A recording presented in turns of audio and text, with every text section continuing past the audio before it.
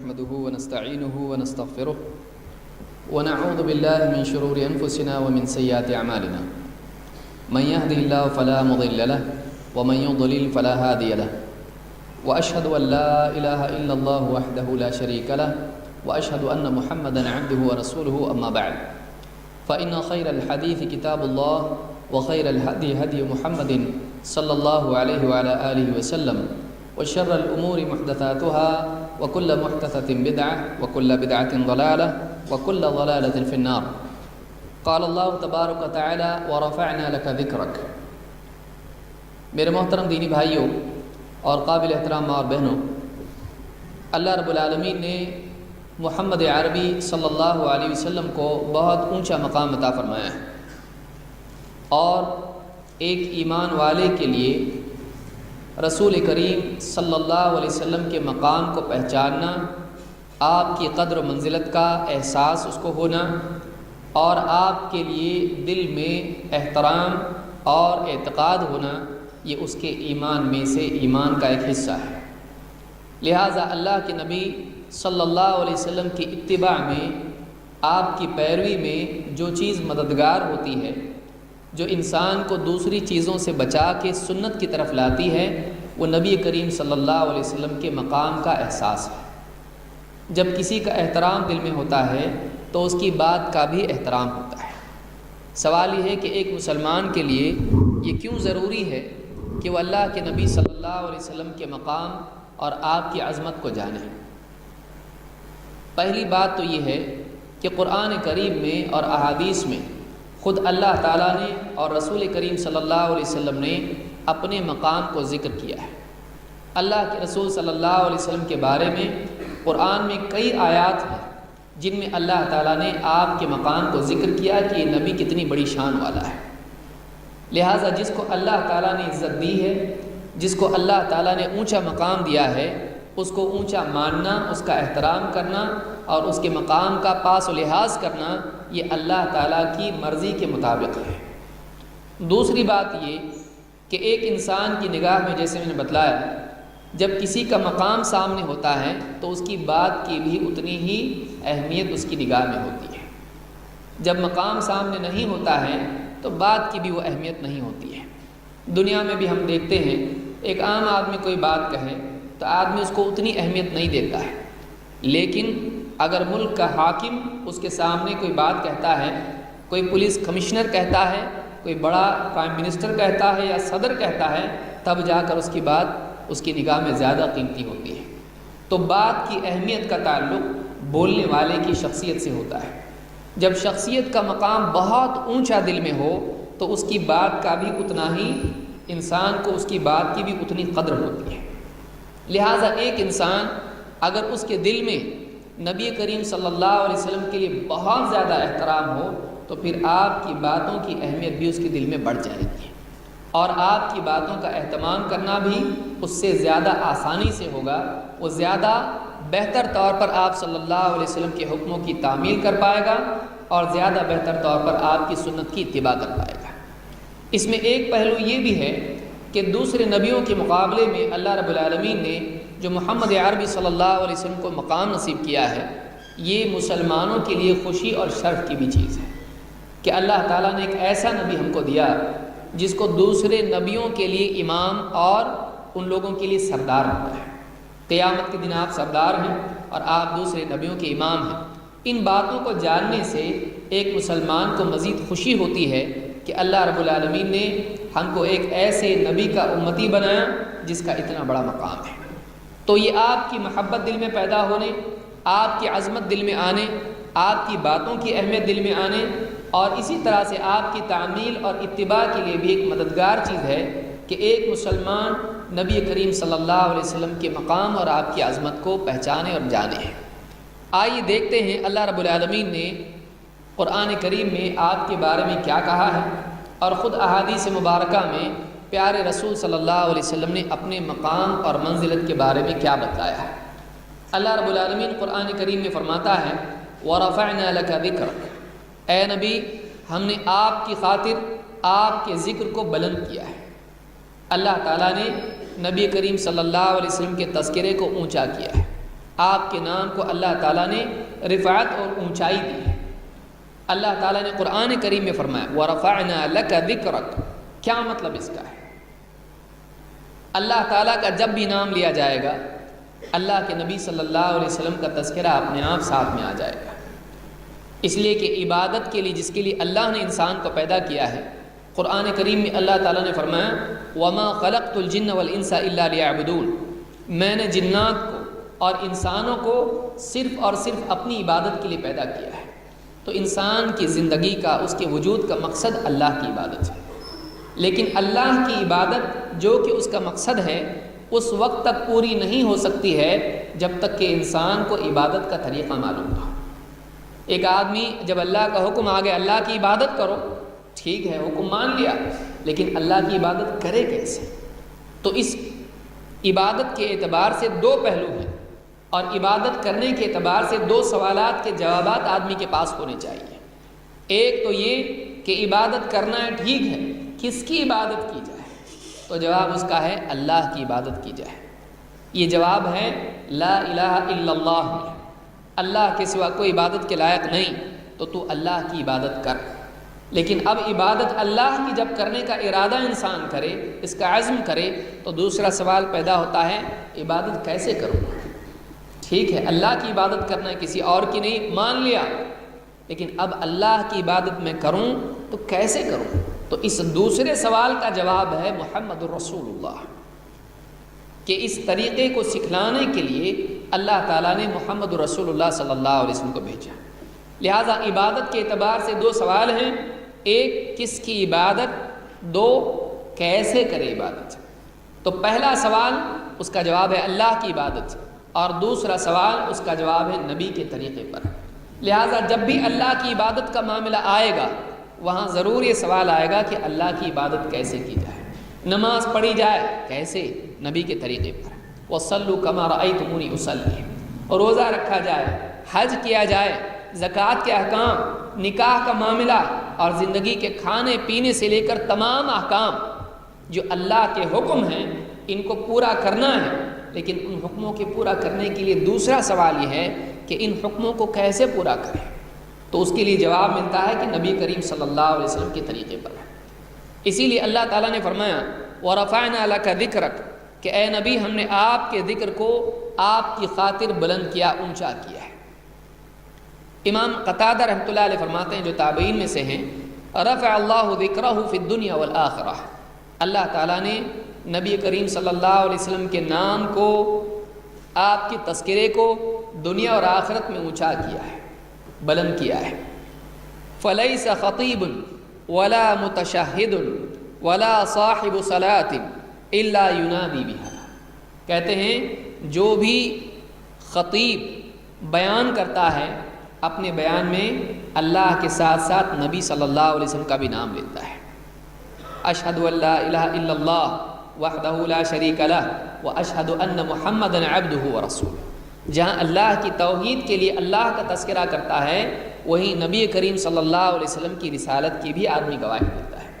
ایک آدمی اسلام میں داخل ہوتا ہے، وہ بھی اسلام کی جب قبول کرتا ہے، شہادتین کا اقرار کرتا ہے، اللہ کو ماننے کے ساتھ ساتھ نبی کی رسالت کا بھی اقرار کرتا ہے۔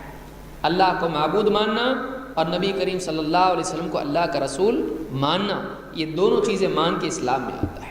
ایک آدمی نماز پڑھ رہا ہے، نماز میں بھی آدمی نماز کے لیے مؤذن بلاتا ہے، اشہد ان لا الہ الا اللہ، اس کے بعد کہتا ہے اشہد ان محمد رسول اللہ، اللہ کا نام لینے کے ساتھ نبی کا بھی نام آ رہا ہے۔ آدمی نماز پڑھتا ہے، التحیات پڑھتا ہے، اشہد ان لا الہ الا اللہ واشہد ان محمدا عبدہ ورسولہ، التحیات میں اللہ کا نام لے کے نبی کا بھی نام لیتا ہے۔ اسی طرح سے چاہے نکاح کا خطبہ ہو، اس میں بھی آدمی خطیب، نکاح پڑھانے والا اللہ کا نام لیتا ہے، شہادتین کا اقرار کرتا ہے، نبی کا بھی نام لیتا ہے۔ وضو کے بعد آدمی اللہ کا نام لیتا ہے، شہادتین کا اقرار کرتا ہے، نبی کا بھی نام لیتا ہے۔ تو فرماتے ہیں کہ جو بھی خطیب ہوتا ہے، جو بھی تشہد پڑھنے والا ہوتا ہے، جو نماز پڑھنے والا ہوتا ہے، وہ اللہ کے ساتھ ساتھ نبی صلی اللہ علیہ وسلم کا بھی نام لیتا ہے۔ اللہ نے اپنے تذکرے کے ساتھ نبی کریم صلی اللہ علیہ وسلم کا تذکرہ جوڑ دیا ہے۔ اس لیے دنیا میں آپ دیکھیں جتنے ملک ہیں، گاؤں ہیں، دیہات ہیں، دنیا میں کہیں دن ہے تو کہیں رات ہے، ہر لمحہ دنیا میں کہیں نہ کہیں اذان ہو رہی ہے، کوئی نماز پڑھ رہا ہے، کوئی خطبہ دے رہا ہے، کوئی اپنی عبادت کر رہا ہے، کہیں نہ کہیں اس کی دعاؤں میں، اس کی عبادات میں، اس کی اذان میں، اس کی نماز میں، اس کے بیان میں اللہ کی توحید کے اقرار کے ساتھ ساتھ پیارے رسول صلی اللہ علیہ وسلم کی رسالت کی بھی ندا موجود ہے۔ دنیا میں کتنی جگہ اذانیں ہو رہی ہیں، ایک جگہ دل ڈھلتا ہے، اس کے بعد دوسرا، تیسرا، ایک ایک منٹ کے بعد دنیا میں مختلف اوقات لوگوں کی نماز اور اذان کے بدلتے ہیں، ہر جگہ کہیں نہ کہیں اذان ہو رہی ہے۔ اللہ تعالیٰ نے اپنے نام کے ساتھ ساتھ جب نام اللہ کا لیا جائے اور اونچی آواز میں اذان دی جائے، اللہ کی توحید کا نعرہ بلند کیا جائے، اسی کے ساتھ ساتھ رسول کریم صلی اللہ علیہ وسلم کی رسالت کی بھی ندا لگے گی۔ آپ کا بھی نام اونچی آواز کے ساتھ پکارا جائے گا۔ جب اللہ کا نام پکارا گیا، آپ کا بھی نام پکارا گیا۔ تو کہتے ہیں کہ اللہ تعالیٰ نے آپ کا ذکر بلند کیا ہے، یعنی نماز پڑھنے والا، خطیب اور تشہد کہنے والا، شہادتین کا اقرار کرنے والا، جب اللہ کا نام آتا ہے، اللہ کے ساتھ آپ کے لیے بھی ندا کے ساتھ اونچی آواز میں ذکر کرتا ہے، اشہد ان لا الہ الا اللہ و اشہد ان محمدن رسول اللہ۔ تو یہ اللہ کی طرف سے نبی کریم صلی اللہ علیہ وسلم کی شان بلند کرنے کے لیے اہتمام اور انتظام ہے۔ آئیے دیکھتے ہیں اللہ کے رسول صلی اللہ علیہ وسلم کا کیا مقام ہے اور اللہ نے آپ کے بارے میں کیا باتیں بیان کی ہیں۔ نمبر 1، اللہ تعالیٰ نے پیارے رسول صلی اللہ علیہ وسلم کو ساری انسانیت کے لیے رحمت بنا کر بھیجا۔ اللہ تعالیٰ قرآن کریم میں فرماتا ہے وَمَا أَرْسَلْنَاكَ إِلَّا رَحْمَةً لِلْعَالَمِينَ، اے نبی ہم نے آپ کو سارے عالمین کے لیے رحمت بنا کر بھیجا ہے۔ عالمین کس کو کہتے ہیں؟ موسیٰ علیہ السلام سے جب فرعون نے پوچھا وَمَا رَبُّ الْعَالَمِينَ، یہ تیرا رب العالمین کیا چیز ہے؟ تو موسیٰ علیہ السلام نے جواب میں کہا رب السماوات والارض وما بینہما، وہ رب ہے آسمانوں کا اور زمین کا اور ان کے درمیان جو کچھ ہے سب کا۔ معلوم یہ ہوا کہ عالمین میں آسمان و زمین اور ان کے درمیان تمام چیزیں آتی ہیں۔ تو اللہ تعالیٰ محمد رسول اللہ صلی اللہ علیہ وسلم کے بارے میں فرما رہا ہے وما ارسلناک الا رحمۃ للعالمین، اے نبی ہم نے آپ کو تمام عالمین کے لیے رحمت بنا کر بھیجا ہے۔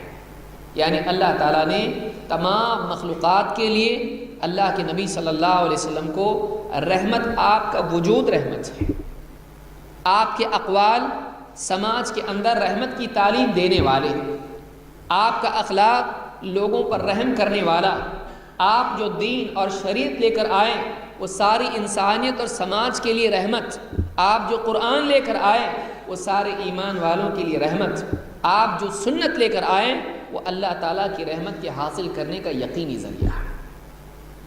اللہ کے نبی صلی اللہ علیہ وسلم سراپا رحمت تھی، اسی لیے اللہ نے فرمایا وَمَا أَرْسَلْنَاكَ إِلَّا رَحْمَةً لِلْعَالَمِينَ، اے نبی ہم نے آپ کو سارے عالمین کے لیے رحمت بنا کر بھیجا ہے۔ نہ صرف انسان بلکہ جانور بھی، نہ صرف ماننے والے مومنین مسلمین بلکہ انکار کرنے والے بھی۔ آپ نے اپنے قتل کی سازش کرنے والوں کو بھی چھوڑ دیا، آپ نے اپنے ستانے والوں کو فتح مکہ کے بعد معاف کر دیا، آپ نے آپ کی راہوں میں کانٹے ڈالنے والوں کو چھوڑ دیا، آپ صلی اللہ علیہ وسلم نے آپ پر لعنتیں کرنے والے، تہمتیں لگانے والوں کے لیے ہدایت کی دعا کی، آپ صلی اللہ علیہ وسلم نے ان لوگوں کے لیے اللہ تعالیٰ سے معافی اور رحمت کی دعا کی، ہدایت کی دعا کی جنہوں نے طائف میں آپ کو لہو لہان کر دیا۔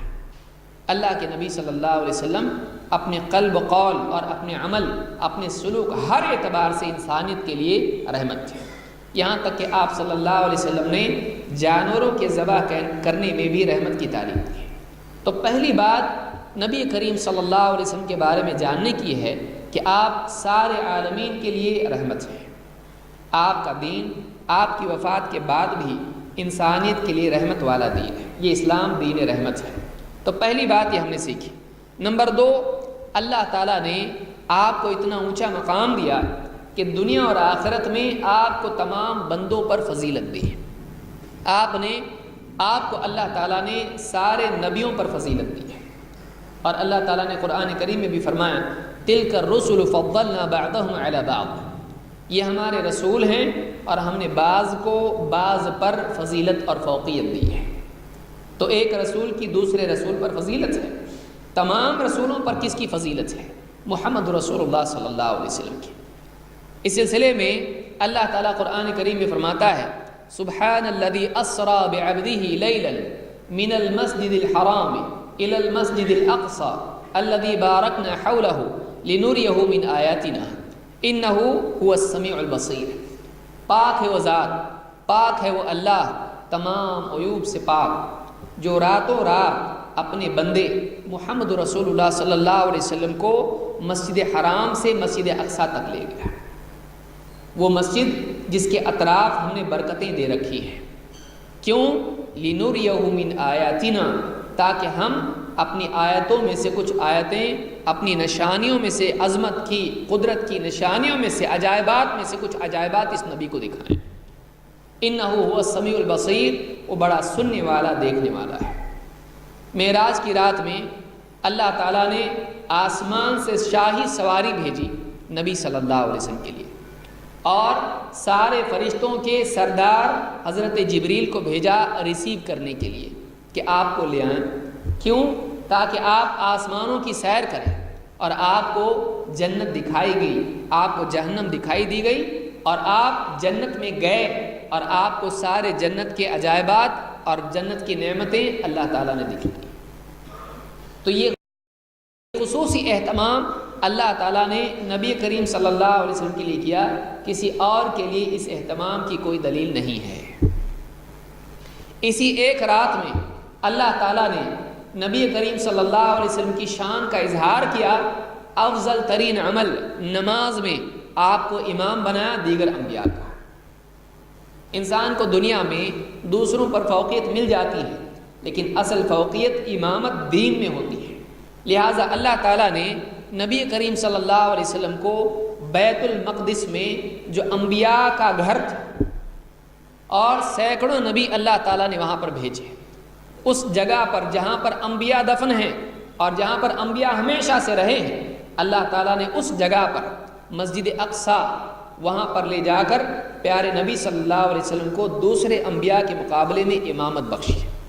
اللہ کے نبی صلی اللہ علیہ وسلم فرماتے ہیں اتینا الی بیت المقدس، ہم بیت المقدس گئے، میں اور جبریل، فصلیت فیہ بالنبیین والمرسلین اماما، پھر میں نے تمام نبیوں اور رسولوں کے ساتھ نماز پڑھی ان کا امام بن کر۔ میں نے سارے نبیوں اور رسولوں کو جماعت کے ساتھ امام بن کر نماز پڑھائی۔ ثم عرج بی الی السماء الدنیا، پھر اس کے بعد مجھ کو پہلے آسمان پر، جو دنیا نچلا آسمان ہے، اس آسمان پر مجھ کو لے جایا گیا۔ تو اللہ تعالیٰ نے سارے نبیوں کا امام بنایا محمد رسول اللہ صلی اللہ علیہ وسلم کو معراج کی رات میں۔ اس رات میں آپ کو فوقیت، آپ کی امامت اور آپ کی فضیلت دیگر انبیاء پر ظاہر کی گئی، اس لیے کہ امام کون بنتا ہے؟ جو دوسروں سے افضل ہو، دوسروں کے مقابلے میں اس میدان کا زیادہ جاننے والا ہو۔ اور سارے اعمال دین کے، ان میں سب سے افضل عمل کون سا ہے جو قیامت کے دن سب سے پہلے پوچھا جائے گا؟ نماز۔ نماز جیسے عمل میں آپ صلی اللہ علیہ وسلم کو دیگر انبیاء کا امام بنایا گیا ہے۔ اس سے اللہ تعالیٰ نے بتلایا کہ یہ سب سے افضل ہیں، سب کا امام۔ جتنے نبی آدم علیہ السلام سے لے کر عیسیٰ علیہ السلام تک جتنے بھی نبی اور رسول آئے، ان سب کو ایک جگہ جمع کیا گیا۔ تاریخ میں ایسا کبھی نہیں ہوا، ایک جگہ جمع کیا گیا، اور سب کو جمع کرنے کے بعد سب نے مل کر نماز پڑھی، جو سب سے افضل عبادت ہے، اور اس عبادت میں امام بنایا گیا محمد رسول اللہ صلی اللہ علیہ وسلم کو۔ اس سے ہمارے لیے بہت خوشی کی بات ہے اور یہ شرف کی چیز ہے کہ ہمارے نبی محمد رسول اللہ صلی اللہ علیہ وسلم سارے نبیوں کے امام ہیں۔ لیکن افسوس کی بات یہ ہے کہ پھر سارے نبیوں کے امام، یہاں لفظ آ رہا ہے فصلیت بالنبیین والمرسلین اماما، میں نے امام بن کے نماز پڑھائی۔ اور عجیب بات یہ ہے کہ آج نماز جیسے عمل میں ایک مسلمان، اور دیگر اعمال میں، زندگی کے معاملات میں ایک مسلمان کہے بھائی نبی صلی اللہ علیہ وسلم کی بات تو اپنی جگہ ہے، لیکن ہمارے امام یہ ہیں۔ تو آپ سوچئے کہ جو نبی سارے نبیوں اور رسولوں کا امام ہے، اس کو چھوڑ کر، اس کی بات کو چھوڑ کر، اس کی سنت کو چھوڑ کر کسی امام کا نام لینا اس امام کو بھی پسند نہیں ہے۔ کوئی امام ایسے گزرے ہیں جو کہیں کہ میری بات مانو نبی کی مت مانو؟ کوئی امام ایسا نہیں گزرا۔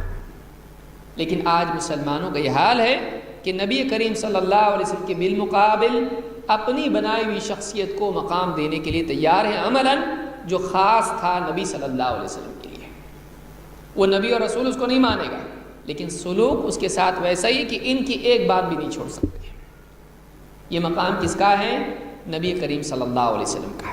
تو یہ دوسری بات معلوم ہوئی کہ اللہ تعالیٰ نے محمد رسول اللہ صلی اللہ علیہ وسلم کو تمام نبیوں اور رسولوں پر فضیلت دی ہے۔ نمبر 3، اللہ تعالیٰ نے آپ کے لیے آپ کی مرضی کے مطابق وہ قبلہ کر دیا جس میں آپ کی رضامندی تھی۔ فیصلہ اللہ کا ہے، لیکن اللہ تعالیٰ نے یہاں پر نبی کا تذکرہ کر کے بتلایا، لیجئے آپ کے لیے ہم ایسا کر رہے ہیں۔ پہلے قبلہ سالوں سال صدیوں سے قبلہ تھا بیت المقدس، مسجد اقصیٰ کی طرف، بیت المقدس کی طرف لوگ رخ کر کے نماز پڑھتے تھے۔ لیکن اللہ تعالیٰ نے قبلہ بدل دیا محمد رسول اللہ صلی اللہ علیہ وسلم کے دور میں، اور اللہ تعالیٰ نے آیت جب نازل کی تو اس میں رضامندی، مرضی نبی کی بیان کی۔ آئیے دیکھتے ہیں اللہ نے کیا فرمایا۔ اللہ تعالیٰ نے فرمایا قد نرى تقلب وجهك في السماء، اے نبی ہم نے آپ کے چہرے کا بار بار آسمان کی طرف پلٹنا دیکھ لیا۔ قد نرى تقلب وجهك في السماء، آپ کے چہرے کا آسمان کی طرف بار بار اٹھنا ہم نے دیکھ لیا۔ یہ کیا ہے؟ اللہ کے نبی صلی اللہ علیہ وسلم چاہتے تھے کہ کعبہ قبلہ ہو جائے، اور بار بار آسمان کی طرف دیکھتے تھے، چاہت یہ تھی کہ جبریل کچھ لے کر بات آ جائیں، جبریل کوئی فیصلہ لے آئیں، اللہ کی طرف سے فیصلہ آ جائے کہ قبلہ کعبہ ہو جائے، مسجد حرام ہو جائے۔ اب آپ اپنی طرف سے کچھ نہیں کر سکتے تھے۔ یہاں یہ بھی غور کرنے کی بات ہے کہ نبی کریم صلی اللہ علیہ وسلم آسمان کی طرف کیوں دیکھ رہے ہیں؟ اگر آپ کی چاہت یہ تھی کہ مسجد اقصیٰ کی بجائے قبلہ کعبہ ہو جائے، آپ خود کر لیتے، لیکن آپ کے بس میں تھا نہیں تھا۔ نبی کو بھی اختیار نہیں ہے کہ اپنے جی میں جو آئے کرے۔ ان اتبع الا ما یوحى الی، میں تو بس اسی چیز کی پیروی کرتا ہوں جو میری طرف وہی آتی ہے۔ تو آپ آسمان کی طرف دیکھتے تھے اللہ کا فیصلہ آ جائے، کیونکہ جب تک اللہ کا فیصلہ نہیں آتا میں کچھ نہیں کر سکتا، چاہے میری چاہت۔ اللہ تعالیٰ نے آیت نازل کر دی، قد نرى تقلب وجهك في السماء، اے نبی آپ کے چہرے کا بار بار آسمان کی طرف اٹھنا ہم نے دیکھ لیا۔ فَلَنُوَلِّيَنَّكَ قِبْلَةً تَرْضَاهَا، لیجئے آپ کی رضامندی جس قبلے میں ہے ہم آپ کو اسی طرف پھیر دیتے ہیں۔ فا یہاں پر اس لیے ہے کہ ہم نے دیکھا تو لیجئے آپ کا چہرہ آپ کی نماز میں ہم اسی طرف آپ کو پھیر دیتے ہیں جس میں آپ کی چاہت ہے۔ فَلَنُوَلِّيَنَّكَ قِبْلَةً تَرْضَاهَا فَوَلِّ وَجْهَكَ شَطْرَ الْمَسْجِدِ الْحَرَامِ، تو آپ مسجد حرام کی طرف اپنا چہرہ کر لیجئے۔ وَحَيْثُمَا كُنْتُمْ فَوَلُّوا وُجُوهَكُمْ شَطْرَهُ، پہلا حکم نبی کے لیے ہے، اور نبی صلی اللہ علیہ وسلم کی تبعیت میں دوسرا حکم پوری امت کے لیے ہے۔ کیا کہا؟ فَوَلِّ وَجْهَكَ، اے نبی اپنا چہرہ آپ پھیر دیجئے مسجد حرام کی طرف، اور اس کے بعد ایمان والوں سے خطاب ہے وَحَيْثُمَا كُنْتُمْ، اور اے ایمان والو تم دنیا میں کہیں بھی رہو، فَوَلُّوا وُجُوهَكُمْ شَطْرَهُ، تو اپنے چہروں کو مسجد حرام کی طرف تم سب کے سب پھیر لینا۔ لیکن یہاں بتلا یہ نہیں کہا کہ اللہ نے فیصلہ کر دیا بس تم اپنا چہرہ اس طرف کر لو، نہیں، اللہ نے بطور مقدمہ اللہ تعالیٰ نے نبی کی چاہت کا تذکرہ کیا اور چاہت پر فیصلے کا ذکر کیا۔ اس سے معلوم ہی ہوتا ہے کہ اللہ کے ہاں نبی کریم صلی اللہ علیہ وسلم کی رضا کی بڑی اہمیت ہے، کہ جس سے آپ راضی اس سے اللہ راضی، جس سے نبی راضی اس سے اللہ راضی ہے۔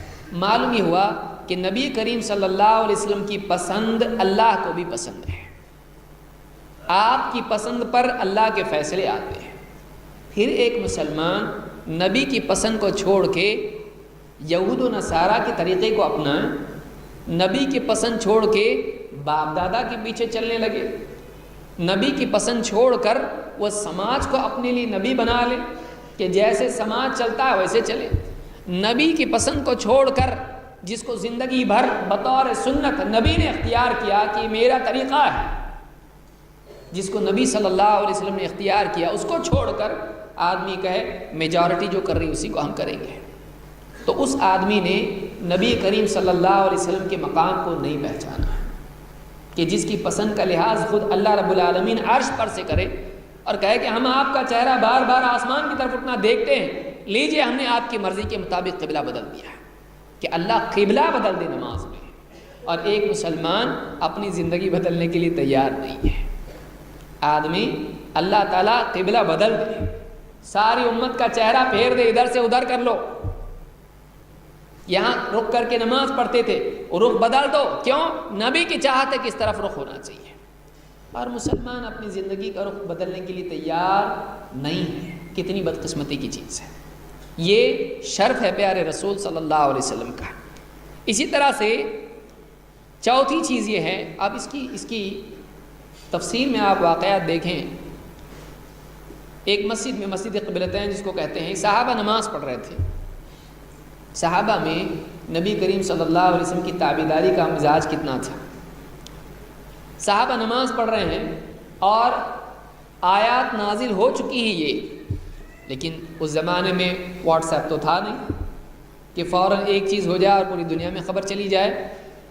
ایک صحابی نکلے وہاں سے نبی کریم صلی اللہ علیہ وسلم کی مجلس سے، اور پھر بعد میں گزرتے گزرتے ان کا گزر اس مسجد سے ہوا اور لوگ دیکھا کہ وہ نماز پڑھ رہے لیکن پچھلے قبلے کی طرف۔ کہا کہ اللہ کے بندو، قبلہ تبدیل ہو گیا ہے، آیتیں نازل ہو گئی نبی صلی اللہ علیہ وسلم پر، اور قبلہ کعبہ ہو گیا ہے، اب مسجد اقصی بیت المقدس نہیں ہے۔ تو وہ جو لوگ نماز پڑھ رہے تھے انہوں نے نماز ہی میں اپنا رخ بدل دیا، نماز ہی میں پچھلے قبلے سے وہ پھر کے مسجد حرام کی طرف ہو گئے۔ انہوں نے انتظار بھی نہیں کیا، ٹھیک ہے یہ نماز ایسے پڑھ لیں گے نیکسٹ ٹائم، جسے ہم لوگوں کا ہوتا ہے جب کوئی حدیث معلوم ہوتی ہے، ٹھیک ہے اس مرتبہ کوئی بات نہیں، آئندہ سے ایسے انشاءاللہ اگلے رمضان سے۔ تو ہم کیا کرتے ہیں، ہم ٹالتے رہتے ہیں یہاں تک کہ موت آ کے ہم کو اٹھا کے لے جاتی ہے۔ ٹالنے والا دنیا میں کبھی ٹالتے نہیں۔ کوئی آدمی کہے میرے پاس آپ کے 2 لاکھ ہیں، کب لیں گے؟ کل یا اگلے ہفتے، پرسوں؟ نہیں ابھی ہے تو ابھی میں آ سکتا ہوں۔ دنیا میں ہم کبھی ٹالتے نہیں، لیکن دین میں ہم ٹالتے ہیں، اور شیطان یہی کرواتا ہے، شیطان یہی کرتا ہے، زندگی بھی باقی ہے، ابھی اتنی جلدی کیا ہے؟ لہٰذا انہوں نے ٹالا نہیں، انہوں نے کیا کیا؟ جیسے حکم ملا اپنی زندگی بدل دی ہے، اپنی زندگی، اپنی نماز میں اپنا رخ بدل دیا۔ اس کو کہتے ہیں تابعداری۔ بات آئی اور زندگی میں شامل ہو گئی، یہ بات ہونا چاہیے۔ اس نے پھر نبی کا مقام کیا پہچانا؟ جو تأخیر کرے وہ کیا تعظیم کرتا ہے؟ لہٰذا تعظیم کا تقاضا یہ ہے کہ تاخیر نہ ہو۔ آپ بہت بڑے ہیں، آپ کا احترام بہت ہے، ہاں بعد میں مانوں گا بھی نہیں، یہ کوئی تعظیم ہے؟ تعظیمی کے حکم ملا اور عمل کیے، اس کو تعظیم کہتے ہیں۔ تو عظمت رسول کا تقاضا یہ ہے کہ انسان کی زندگی میں فی الفور طاعت ہو، فوراً طاعت ہو، اور یہی صحابہ کی زندگی میں دیکھنے ملتا ہے۔ نمبر 4، اللہ تعالیٰ نے آپ کو جو معجزہ دیا، اس معجزے کے لیے اللہ تعالیٰ نے قیامت تک بقا رکھی۔ پچھلے نبیوں کے معجزے آج باقی ہیں؟ نہیں۔ موسیٰ علیہ السلام کا عصا کسی نے دیکھا ہے؟ نہیں۔ اسی طرح سے دوسرے نبیوں کے معجزات ان کے ساتھ چلے گئے، لیکن پیارے رسول صلی اللہ علیہ وسلم کو اللہ تعالیٰ نے ایسا معجزہ دیا جو سب سے بڑا معجزہ ہے، اور وہ معجزہ ایسا معجزہ دیا کہ جو ہر مسلمان کے دل میں، اس کے گھر میں ہے، اور وہ کیا ہے؟ قرآن کریم۔ قرآن کریم ایسی کتاب جو سارے عرب کو گونگا بنانے والی کتاب ہے۔ اللہ تعالیٰ نے دعویٰ کیا اور اللہ نے چیلنج کیا سب کو، اس کی طرح کوئی قرآن اور اس کی طرح کوئی کتاب بنا لاؤ اگر واقعی تم سچے ہو۔ وَإِن كُنتُم فِي رَيْبٍ مِّمَّا نَزَّلْنَا عَلَىٰ عَبْدِنَا فَأْتُوا بِسُورَةٍ مِّن مِّثْلِهِ، اگر تم واقعی شک میں ہو اس قرآن کے بارے میں جو ہم نے اپنے بندے پر نازل کیا ہے، ٹھیک ہے، لے آؤ اس طرح کا ایک صورت بنا کے لے آؤ۔ اللہ تعالیٰ نے مسلسل اتنے سالوں میں کئی بار چیلنج کیا، کس کو؟ عربوں کو۔ عرب کے معنی ہوتے ہیں بولنے والا، عجم کے معنی ہوتے ہیں گونگا۔ حتی یعرب عنہ لسانہ، یعرب اعرب کہتے ہیں بات اس کی سمجھ میں آئے، بولتا ہے وہ، تو عرب کے معنی ہی بولنے والا ہوتا ہے۔ اور اجمی کس کو کہتے ہیں؟ یہ اجمی، اس کو نہیں آتا بولنے۔ تو عرب اپنے آپ کو فصیح زبان کی وجہ سے کہتے ہیں ہم عرب ہیں، باقی سب اجمی ہیں۔ ان کو کیا بولنا آتا ہے؟ بولنا تو ہم کو آتا ہے۔ اللہ نے ان کو گونگا کر دیا۔ اتنے 23 سال کے عرصے میں بار بار چیلنج ہوتا رہا، لیکن وہ قرآن جیسا کلام، پورا قرآن تو بہت دور کی بات ہے، ایک صورت بنا کے نہیں لا سکے۔ کم سے کم سیمپل میں ٹرائی تو کرتے، لیکن اللہ تعالیٰ نے اتنا عاجز کر دیا کہ خود جو وہ بناتے تھے انہی کے نزدیک ریجیکٹیبل ہوتا تھا۔ ان کو لگتا تھا نہیں، کیونکہ ایک انسان جب کچھ لکھتا ہے تو پہلے خود ہی پھاڑتا اس کو، نہیں برابر نہیں ہے۔ تو جتنا لکھتے تھے، جتنا تیار کرتے تھے، جب قرآن کے مقابلے میں اس کا مقارنہ اور موازنہ کرتے تھے ان کو گھٹیا لگتا تھا، اس لیے کوئی اس طرح سے پیش ہی نہیں کر سکا۔ کتنی عجیب بات ہے، کوئی ٹرائی تو کرتا، ایک نے بھی کوشش نہیں کی۔ کیوں؟ اس لیے کہ ایسا کلام اللہ نے نازل کیا ہے۔ لو انزلنا هذا القرآن على جبل لرأيته خاشعا متصدعا من خشية الله، اگر یہ قرآن پہاڑ پر نازل کیا جاتا تو دیکھتا کہ اللہ کی خشیت، اللہ کے خوف کی وجہ سے وہ پہاڑ ریزہ ریزہ ہو گیا ہے۔ اتنا بڑا قرآن اللہ نے دیا محمد رسول اللہ صلی اللہ علیہ وسلم کو، اور آپ اپنی بات یہ ہمارے پاس چھوڑ کے گئے ہیں۔ ترکت فیکم شیئین لن تضلوا بعدہما، میں اپنے بعد 2 چیزیں چھوڑ کے جا رہا ہوں، ان کے بعد تم ہرگز گمراہ نہیں ہوں گے۔ وہ کیا ہے؟ اللہ کی کتاب اور میری سنت۔ اس قرآن کے بارے میں آپ نے کیا فرمایا؟ آپ نے فرمایا ما من الانبیاء من نبی الا قد اعطی من الآیات، جو بھی نبی آیا اس کو اللہ تعالیٰ نے نشانیاں دی، معجزات دی، ایسی نشانیاں جن سے اس کا حق پر ہونا ثابت ہو جائے، سچا نبی ہونا ثابت ہو جائے۔ ما مثلہ آمن علیہ البشر، جس پر ایمان لانے والے ایمان لاتے تھے۔ ان نشانیوں کو دیکھ کر، جیسے موسیٰ علیہ السلام نے عصا ڈالا، سارے سانپوں کو نگل گیا، جادوگروں نے جب دیکھا تو فوراً سجدے میں گر گئے کہ ہم ایمان لے آئے، آمنا برب العالمین رب ہارون و موسیٰ، ہم نے ایمان لے آئے موسیٰ علیہ السلام اور ہارون علیہ السلام کے رب پر۔ تو اس کو دیکھتے ہی لوگ ایمان لاتے تھے۔ تو آپ نے فرمایا کہ ہر نبی کو ایسے معجزات دیے گئے، تو مجھے کیا دیا گیا ہے؟ آپ نے فرمایا وَإِنَّمَا كَانَ الَّذِي أُوتِيتُ وَحْيًا أَوْحَى اللَّهُ إِلَيَّ، اور مجھے جو معجزہ دیا گیا ہے وہ وحی ہے جو میری طرف بھیجی گئی ہے۔ فَأَرْجُو أَنْ أَكُونَ أَكْثَرَهُمْ تَابِعًا يَوْمَ الْقِيَامَةِ، تو مجھے بہت امید ہے کہ قیامت کے دن پیروی کرنے والوں کی گنتی کے اعتبار سے سب سے زیادہ ماننے والے میرے ہوں گے۔ کیوں؟ اس لیے کہ نبیوں کا معجزہ ان کی زندگی میں ان کے ساتھ ہوتا تھا، وہ معجزہ ظاہر کرتے تھے، جو لوگ دیکھتے تھے ایمان لاتے تھے۔ نبیوں کو اللہ تعالیٰ نے قیامت تک کی زندگی تو نہیں دی ہے، تو معجزہ ان کے ساتھ چلا جاتا تھا، تو جتنے ایمان لائے ختم۔ اب محمد رسول اللہ صلی اللہ علیہ وسلم دنیا سے چلے گئے، لیکن آپ کا معجزہ آج بھی باقی ہے۔ اب آدمی قرآن پڑھ رہا ہے، غیر مسلم قرآن میں عیب ڈھونڈنے کے لیے قرآن پڑھتا ہے اور اللہ تعالیٰ اس کو ہدایت دیتا ہے۔ اس سے بڑا معجزہ کیا ہوگا؟ یہ خود اپنی ذات میں ایک اعجاز ہے کہ ایک آدمی کتنے غیر مسلم ہے۔ 9/11 کے بعد بولے کیا یہ اسلام مصیبت، ذرا دیکھیں گے تو صحیح، جس قرآن کی بنیاد پر ٹیررزم پھیل رہا ہے، وہ سمجھ رہے تھے کہ اس قرآن کی بنیاد پر ساری دنیا میں دہشت گردی پھیل رہی، ذرا دیکھیں تو صحیح اس میں کیا ہے، کیونکہ وہ قوم مغربی قومیں کیسی ہیں، کتنا بھی غلط رہا دیکھیں گے تو اسی کیا غلط ہے، ان کے اندر وہ تجسس ہے۔ انہوں نے قرآن کو پڑھا تو قرآن میں تو ایسا نہیں ہے، یہ تو بہت زبردست کتاب ہے، ایمان لے آئے، مرد تو مرد، عورتیں بھی۔ تو یہ خود اس بات کی علامت ہے کہ یہ قرآن خود اتنا بڑا معجزہ ہے کہ نبی کی غیر موجودگی میں بھی یہ قرآن لوگوں کی ہدایت کا ذریعہ بنتا ہے۔ کہ ایسا معجزہ نبی نہیں ہے لیکن معجزہ باقی ہے، اور قیامت تک لوگ اس معجزے کی بنیاد پر کیا کریں گے؟ ایمان لاتے رہیں گے۔ تو ایسا معجزہ، اور ہمارے ہر مسلمان کے دل میں قرآن ہے۔ آپ بتائیے، موسیٰ علیہ السلام دے کے گئے، لو رکھو اس کو سنبھالو اور تم کرو میرے بات، تم سانپ جو ہے اس سے سانپ بنے گا ڈالو گے، تو امتی کرتے رہے قیامت تک؟ نہیں۔ یہود و نصارہ کے پاس وہ معجزات نہیں ہیں جو موسیٰ و عیسیٰ علیہ السلام کے تھے، لیکن مسلمانوں کے پاس وہ معجزہ ہے جس کی بنیاد پر لوگ ایمان لاتے تھے اور قیامت تک لاتے رہیں گے۔ لیکن افسوس کی بات یہ ہے کہ آج مسلمانی خود اس سے ایسا بھاگتا ہے جیسے سانپ سے بھاگتا ہے۔ مسلمانی کیا بھاگتا؟ قرآن مت پڑھو، سمجھ کے مت پڑھو، کیوں؟ گمراہ ہو جاؤ گے۔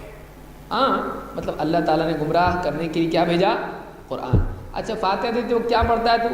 الف لام میم ذالک الکتاب لا ریب فیہ ھدی للمتقین، یہ ہدایت ہے، ہدایت کی کتاب پڑھ رہا ہے، یہ ہدایت ہے، لیکن کیا ہو جائے گا اگر پڑھیں گے تو؟ گمراہ ہو جائیں گے۔ کیا قرآن کے بارے میں اگر کوئی آدمی نیوز پیپر میں چھاپ دے غیر مسلم کہ قرآن گمراہ کرنے والی کتاب ہے، پوری دنیا کے مسلمان پروٹیسٹ کریں گے، کریں گے کہ نہیں کریں گے؟ تو ہمارے لوگ بول رہے ہیں بھائی قرآن پڑھے گا گمراہ ہو جائے گا، اس کے خلاف کون پروٹیسٹ کرے گا؟ پروٹیسٹ مت کیجیے، لیکن اس کو سمجھیے کہ ہم وہ کام کر رہے ہیں جو اسلام کے اور قرآن کے دشمن کرتے ہیں۔ ہم وہ بات بول رہے ہیں جو ابو جہل اور دوسرے لوگ بولتے تھے مت سنو قرآن گمراہ ہو جاؤ گے۔ تو آپ سوچیں کہ ہم کہاں پہنچ گئے؟ جو ایمان کا ذریعہ تھا ہم نے اس کو گمراہی کا ذریعہ قرار دے دیا۔ کتنے جاہل ہو گئے لوگ، کتنے دور ہو گئے۔ اسی لیے قیامت کے دن نبی صلی اللہ علیہ وسلم شکایت کریں گے، وقال الرسول یا ربی ان قوم اتخذوا هذا القرآن مہجورا، اے اللہ، اے میرے رب، میری قوم نے اس قرآن کو چھوڑ رکھا تھا، اس کو مہجور بنا دیا تھا۔ مہجور چھوڑی ہوئی چیز، چھوڑو اس کو، مت پڑھو اس کے پیچھے، مت لو، مت قریب جاؤ، قرآن کے قریب مت جاؤ، وہ لوگ بولتے تھے، آج مسلمان بھی بول رہا ہے۔ تو یہ معجزہ سب سے بڑا معجزہ ہے نبی کریم صلی اللہ علیہ وسلم کا۔ اس حدیث کو امام البخاری اور مسلم نے روایت کیا ہے۔ آپ نے فرمایا جس کو دیکھ کے لوگ ایمان لاتے تھے، میرے پاس کیا ہے؟ قرآن ہے، یہ وحی ہے، اس پر لوگ، اس کی وجہ سے لوگ ایمان لائیں گے اور میری امت میں زیادہ ایمان والے بنیں گے۔ کافر ایمان والا بنے گا قرآن کی وجہ سے، اور مسلمان گمراہ ہوگا قرآن کی وجہ سے۔ وہ بے وضو ہو کے قرآن پڑھ رہا ہے، اس کو ایمان ملے گا، اور یہ باوضو ہو کے ہدایت کی دعا کر کے پڑھ رہا ہے، گمراہ ہوگا۔ اس سے زیادہ قرآن کی تحقیر کیا ہو سکتی ہے؟ اللہ ہم سب کی عبادت فرمائے۔ تو چوتھی بات ہم کو یہ معلوم ہے۔ نمبر 5، قیامت کے دن آپ صلی اللہ علیہ وسلم کی کیا فضیلت ہے؟ قیامت کے دن آپ تمام نبیوں کے مقابلے میں آپ کی امت زیادہ ہوگی۔ اللہ کے نبی صلی اللہ علیہ وسلم فرماتے ہیں، انا اکثر الانبیاء تبعا یوم القیامہ، قیامت کے دن میرے امتی، میری اتباع کرنے والے، میرے ماننے والے دوسرے انبیاء میں سب سے زیادہ ہوں گے۔ تو یہ بھی آپ کی فضیلت ہے کہ آپ کی امت دوسری امتوں کے مقابلے میں زیادہ ہوگی۔ اسی طرح یہ مسلم کی حدیث ہے۔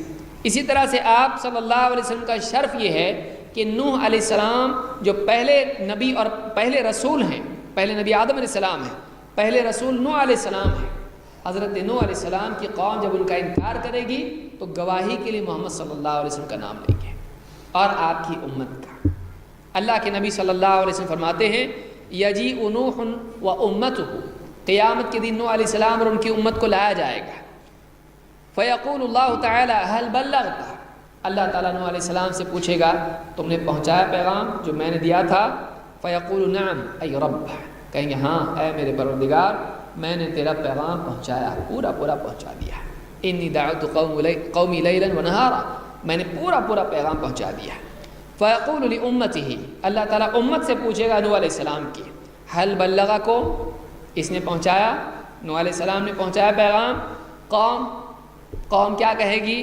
فیقولون لا ما جاءنا من نبی، صاف جھوٹ کہیں گے، نہیں ہمارے پاس تو کوئی نبی آیا ہی نہیں، ہمارے پاس کوئی نبی آیا ہی نہیں۔ جھوٹا بہت زیادہ جب جھوٹا ہوتا ہے، پولیس پکڑی تو بھی جھوٹ بولتا ہے، جب اس کو CCTV بتاتے تب مانتا ہاں، نہیں تو بولتا نہیں میں نے سگنل نہیں توڑا، اس کو معلوم ہوتا ہے لیکن پھر بھی جھوٹ بولتا ہے۔ پولیس پکڑی ہے تو بھی جھوٹ بولتا ہے، جب تک کہ اس کو دکھاتے نہیں ہے وہ مانتا نہیں ہے۔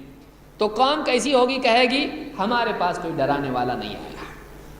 فیقول لنوح، اللہ تعالیٰ نوح علیہ السلام سے کہے گا میں یشہد لک، کوئی گواہ ہے تمہارا؟ اب یہ تو بولے نہیں پہنچایا، تم بولے پہنچایا، اب کس کی بات لی جائے؟ فیصلہ کرنا ہے، عدل و انصاف کا معاملہ ہے، تمہارا گواہ کون ہے؟ تو نوح علیہ السلام کہیں گے فیقول محمد صلی اللہ علیہ وسلم و امتہ۔ آپ دیکھیے اتنے سارے نبی رسول ہیں، وہ کسی کا نام نہیں لیں گے، کس کا نام لیں گے؟ محمد صلی اللہ علیہ وسلم، اور اکیلے نبی نہیں بلکہ آپ کی امت، محمد صلی اللہ علیہ وسلم اور آپ کی امت میری گواہ ہے، گواہی دیں گے کہ میں نے پہنچایا۔ آپ فرماتے ہیں فنشهد انه قد بلغ وهو قوله جل ذکرہ وَكَذَلِكَ جَعَلْنَاكُمْ أُمَّةً وَسَطًا لِتَكُونُوا شُهَدَاءَ عَلَى النَّاسِ، تو پھر ہم نوح علیہ السلام کے حق میں گواہی دیں گے اور گواہی قبول کی جائے گی۔ اور اللہ نے فرمایا، اور اسی طرح سے ایمان والوں سے اللہ نے خطاب کرتے ہوئے کہا ہم نے تم کو امت وسط بنایا ہے، ہم نے تم کو چنی ہوئی امت بنایا ہے، ہم نے تم کو منتخب امت بنایا ہے، سب سے چن کے اس کو الگ کیا گیا ہے۔ تو یہ امت اللہ کے نزدیک معتبر ہے اور یہ گواہی دے گی نوح علیہ السلام کے بارے میں۔ افسوس کہ آج خود بہت سے مسلمان نوح علیہ السلام کا تو چھوڑیے، خود محمد صلی اللہ علیہ وسلم کی گواہی دینے کے لیے تیار نہیں ہے، انسانیت کو نبی کا تعارف کرانے کے لیے تیار نہیں ہے۔ باہر والے بھی بھول جائیے، گھر والوں کو کتنا تعارف کراتے ہیں۔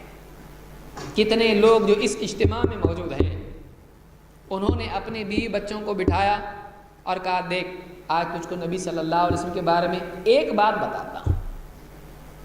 آخری تاریخ کب یاد پڑتی ہے سوچئے، کہ ہم نے بٹھایا ہو اور گھر والوں کو بتاؤ دیکھو اللہ کے نبی صلی اللہ علیہ وسلم ایسا ایسا کرتے تھے، آپ ایسے تھے، آپ کے بارے میں یہ بات ہے۔ کب بٹھایا کہ نبی کا تعارف، نبی کی گواہی، نبی کی معرفت کے لیے ہم کتنی کوشش کرتے ہیں۔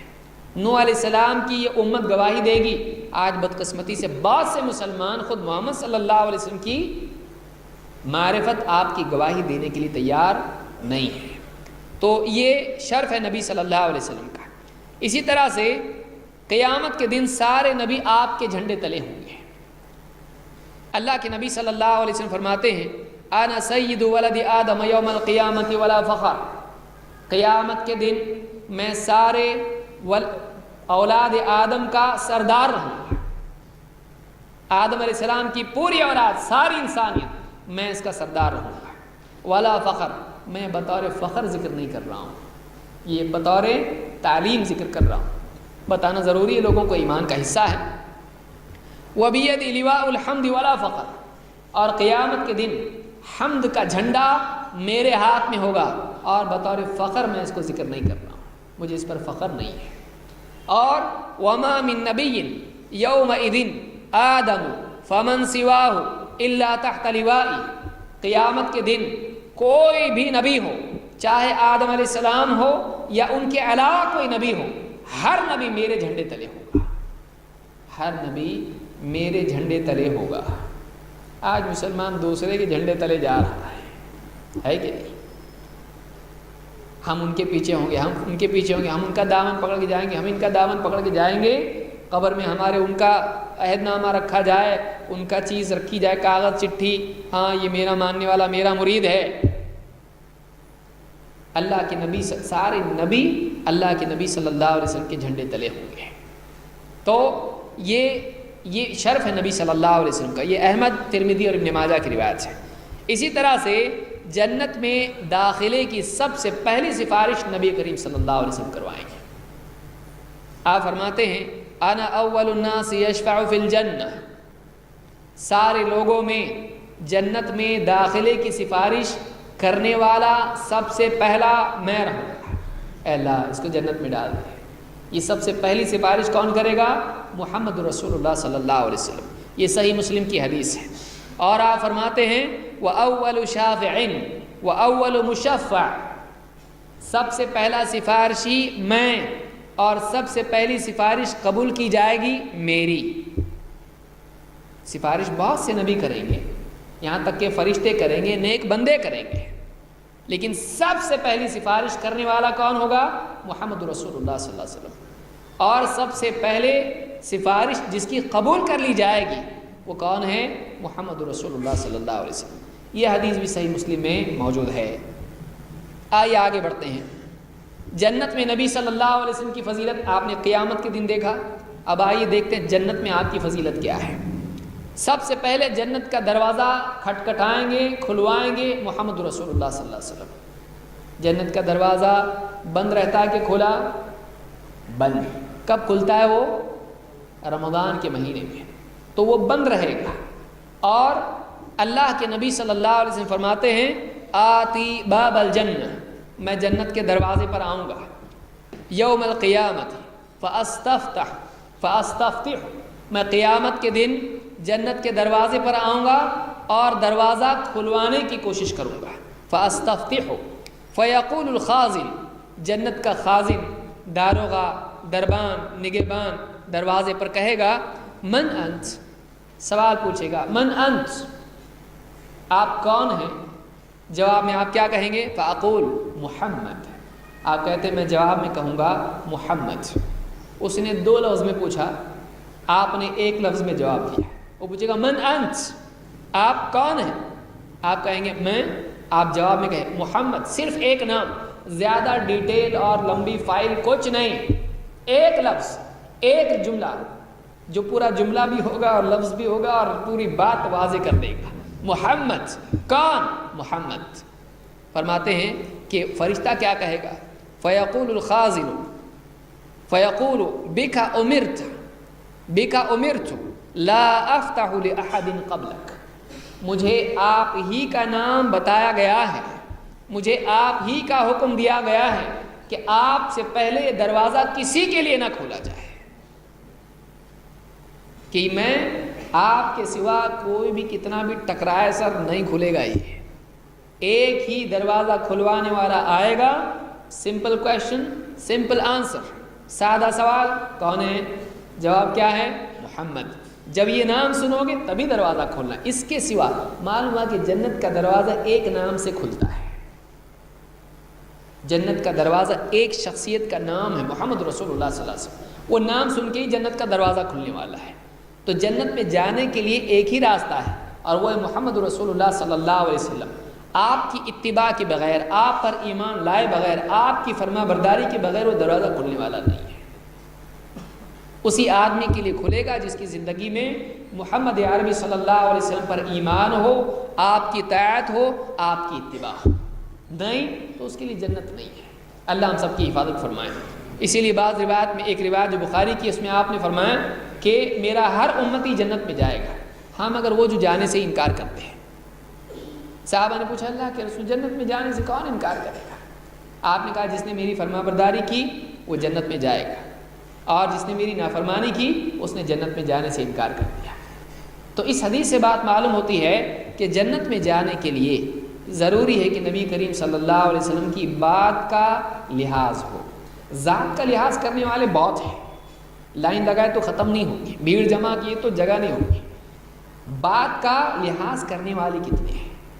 ذات کا احترام بہت آسان ہوتا ہے، دل میں ہاں بہت بڑے ہیں بہت بڑے، لیکن بات کا لحاظ کرنے کے لیے اپنی ذات کو ہلانا پڑتا ہے، حرکت میں آنا پڑتا ہے، کام کرنا پڑتا ہے کہ آپ نے جو کہا آپ کی بات پر عمل کرنا، اس کے لیے اپنے وجود کو جھجوڑنا پڑتا ہے، اپنے کو ادھر سے ادھر ہلانا پڑتا ہے۔ ذات کے احترام کے لیے خوب تعریف کیے چل جاتا ہے، لیکن آپ کی بات اصل ہے۔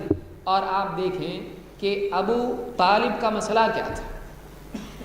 ابو طالب نے ذات کو قبول کیا تھا، بات کو قبول نہیں کیا تھا۔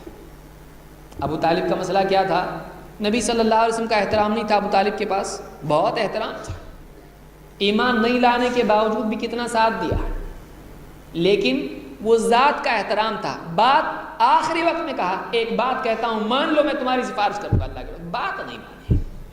تو ذات کا احترام کر کے بات کا انکار کرنا کون سا دین ہے؟ آدمی کو بات بھی ماننے والا ہونا چاہیے۔ یہ ایمان کا ٹیسٹ ہے کہ واقعی ذات کو کتنا مانتا ہے۔ اسی طرح سے آپ کی جنت میں فضیلت ایک اور یہ بھی ہے کہ اللہ تعالیٰ نے آپ کو نہر کوثر عطا کی ہے۔ اللہ تعالیٰ فرماتا ہے انا اعطیناک الکوثر، اے نبی ہم نے آپ کو الکوثر عطا کیا ہے۔ آپ فرماتے ہیں اللہ کے نبی صلی اللہ علیہ وسلم بینما انا اسیر فی الجنہ، میں جنت میں سیر کر رہا تھا، ٹہل رہا تھا، جا رہا تھا. اذا انا بنہر حافتاہ قباب الدر المجوف، میں نے دیکھا کہ جنت کی اس نہر کے کنارے، دونوں کناروں پر کھوکھلے موتیوں کے قبے بنے ہوئے ہیں، رہنے کے گھر جیسے بنے ہوئے ہیں. قلت ما ھذا یا جبریل، میں نے پوچھا جبریل یہ کیا ہے، یہ کیا ہے؟ قال ھذا الکوثر الذی اعطاک ربک، کہا اللہ کے رسول یہ کوثر ہے، اللہ تعالیٰ نے، آپ کے رب نے آپ کو عطا کی ہے، یہ آپ کے لیے ہے، اللہ کی طرف سے گفٹ ہے، یہ آپ کے لیے ہے. فَإِذَا طِينُهُ أَوْ طِيبُهُ مِسْكٌ أَظْفَرٌ، تا فرماتے ہیں کہ اس کی جو تل کی مٹی تھی یا اس کی جو خوشبو تھی، اس کے اندر جو خوشبو تھی وہ مشک کی خوشبو تھی، پاک اور صاف اور عمدہ مشک. تو یہ بخاری کی حدیث ہے جس سے معلوم ہوتا ہے کہ اللہ تعالیٰ نے نبی کریم صلی اللہ علیہ وسلم کو الکوثر عطا کیا ہے. اور ایک بات، اللہ کے نبی صلی اللہ علیہ وسلم کو اللہ تعالیٰ نے الوسیلہ عطا کیا ہے. اللہ کے نبی صلی اللہ علیہ وسلم فرماتے ہیں اذا سمعتم المؤذن فقولوا مثل ما يقول، جب تم مؤذن کو سنو تو جیسا مؤذن کہتا ہے تم ویسے ہی کہتے چلے جاؤ. اللہ اکبر تو اللہ اکبر، جیسا جیسا مؤذن کہتا ہے تم اس کے ساتھ ویسے ہی کہتے جاؤ. ثم صلوا علی، پھر جب اذان ہو جائے تو تم مجھ پر درود پڑھو، مجھ پر صلاۃ بھیجو. فإنه من صلى علی صلاۃ صلی اللہ علیہ بها عشرا، اس لیے کہ جو مجھ پر ایک مرتبہ درود بھیجتا ہے، صلاۃ بھیجتا ہے، اللہ تعالیٰ 10 مرتبہ اس پر صلاۃ بھیجتا ہے. ثم صلی اللہ علیہ الوسیلہ، پھر میرے لیے اللہ سے وسیلہ مانگو، میرے لیے اللہ سے وسیلہ مانگو. فإنها منزلۃ فی الجنہ، اس لیے کہ وسیلہ جنت میں ایک مقام ہے. لا تنبغی الا لعبد من عباد اللہ، وہ اللہ کے بندوں میں سے ایک ہی بندے کو ملنے والا ہے. وسیلہ جنت میں ایک مقام ہے جو اللہ کے بندوں میں سے ایک ہی بندے کو ملنے والا ہے. وَأَرْجُ أَنْ أَكُونَ أَنَا هُ، اور مجھے اللہ سے قوی امید ہے کہ وہ بندہ میں ہی ہوں گا. فَمَنْ سَأَلَ لِيَ الْوَسِيلَةَ حَلَّتْ عَلَيْهِ الشَّفَاعَةُ، جو میرے لیے اللہ سے وسیلہ مانگے اس کے لیے میری سفارش حلال ہو جائے گی. تو یہ جو مقام ہے الوسیلہ، آپ فرماتے ہیں مجھے اللہ سے امید ہے کہ وہ وسیلہ اللہ تعالیٰ مجھے ہی عطا کرے گا. تو یہ بھی جو ہے نبی کریم صلی اللہ علیہ وسلم کے فضائل میں سے ہے. یہ حدیث امام مسلم نے روایت کی ہے. اسی طرح سے 7ویں چیز اس باب میں یہ ہے کہ نبی صلی اللہ علیہ وسلم کی اتباع کے سوا اور کوئی راستہ نہیں ہے. اللہ کے نبی صلی اللہ علیہ وسلم نے خود فرمایا والذی نفس محمد بیدہ، اس ذات کی قسم جس کے ہاتھ میں میری جان ہے، لو بدا لکم موسیٰ فاتبعتموہ ترکتمونی لضللتم عن سواء السبیل ولو کان حیا وادرک نبوتی لاتبعنی. امام دارمی، احمد اور دیگر محدثین اس کو روایت کیا ہے. فرماتے ہیں اگر آج موسیٰ علیہ السلام ظاہر ہو جاتے اور تم مجھے چھوڑ کر ان کے پیچھے ہو جاتے، تم ان کی پیروی کرنے لگ جاتے مجھے چھوڑ کے، تو تم صراط مستقیم سے بھٹک جاتے. اور لضللتم عن سواء السبیل ولو کان حیا، اور اگر آج وہ خود زندہ ہوتے. یہ تو تمہارا معاملہ ہوا، مجھے چھوڑ کے موسیٰ علیہ السلام کے پیچھے چلنے لگو. میں موسیٰ کی بات کر رہا ہوں. اگر موسیٰ علیہ السلام خود آج زندہ ہوتے، ولو کان حیا وادرک نبوتی، اور میری نبوت پاتے، لاتبعنی، تو میری اتباع وہ بھی کرتے. اور ایک روایت میں ہے لا حل له الا ان يتبعنی، ان کے لیے حلال نہیں ہوتا میری اتباع کے سوا کوئی اور کام کرنا، میری اتباع کے سوا کوئی اور راستہ ان کے لیے حلال نہیں ہوتا ہے. تو آپ دیکھیں گے کہ یہاں پر اللہ کے نبی صلی اللہ علیہ وسلم نے فرمایا آج موسیٰ علیہ السلام بھی ہوتے تو میرے پیچھے چلنا پڑتا ہے. تو آپ بتائیے مسلمانوں کے لیے پھر کہاں چلنا ہے؟ وہ ان کو ان کے پیچھے چلنا ہے قیامت تک کے لیے. یہ کس کے لیے کہہ رہے ہیں؟ صرف صحابہ کے لیے؟ یہ ساری امت کے لیے، یہ ساری امت کے لیے ہے. تو اس حدیث پر مزید روشنی ڈالی جا سکتی ہے، لیکن میں اختصار کے ساتھ اس کو چھوڑ رہا ہوں کہ نبی صلی اللہ علیہ وسلم کا طریقہ سب کے لیے ہے اور قیامت تک کے لیے ہے، اور اسی میں سب کی نجات ہے.